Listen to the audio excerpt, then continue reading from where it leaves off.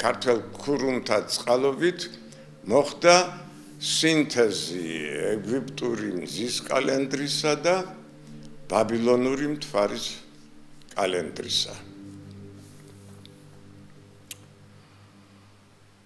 მაგრამ ეგვიპტური მზის კალენდარი მოძრავი წელიწადის კალენდარი იყო, ესე იგი ეგვიპტური მზის კალენდარი წელიწადში ანგარიშობდა 365 დღეს.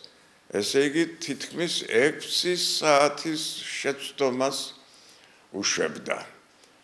ესე იგი ეს კალენდარი ფაქტიურად მოძრავი მზის კალენდარია და ქართველებმა ამ მოძრავი მზის კალენდრის სამაგიეროდ შემოიღეს მზის უძრავი კალენდარი.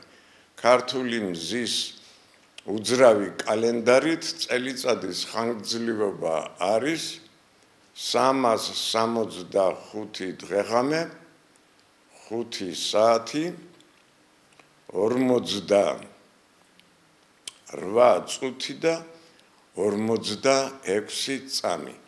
ასეთი ზუსტი წელიწადის, ასეთი ზუსტი ხანგრძლივობა არც ერთმა სხვა კალენდარმა არ იცის. ამგვარად ქართული მზის უძრავი წელიწადის კალენდარი უზუსტესია და წამის სიზუსტით ანგარიშობს წელიწადის ხანგრძლივობას. აი ეს ქართული მზის კალენდარი შეთანხმებული იქნა ბაბილონურ მთვარის კალენდართან, ეგრეთ წოდებული ბაბილონური 8 წლიანი ჟამეული მიესადაგა მზის უძრავი წელიწადის კალენდარს. ესე იგი სინთეზი მზისა და მთვარის კალენდრისა მოხდა საქართველოში. საქართველოში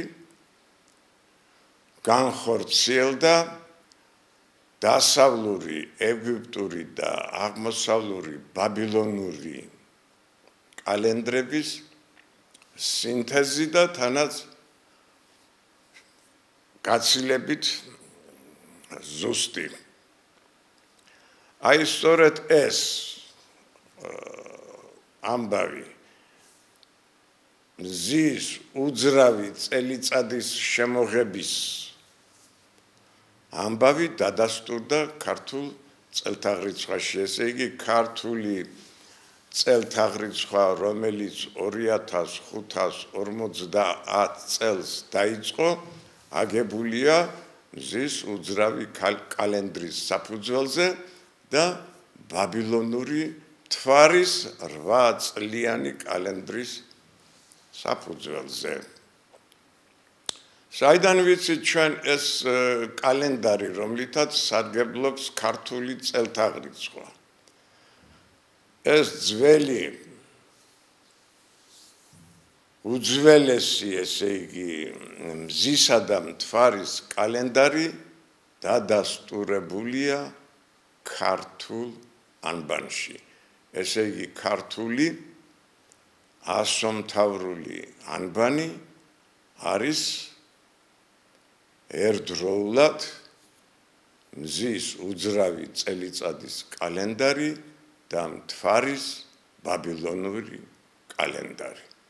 ამდენად, თუ ჩვენ გვინდა ვიცოდეთ 2550 წლის წინათ შემოღებული ქართული წელთაღრიცხვის საფუძველთა საფუძველი კალენდარი მზისა და მთვარისა, უნდა ვიცოდეთ ქართული ანბანი.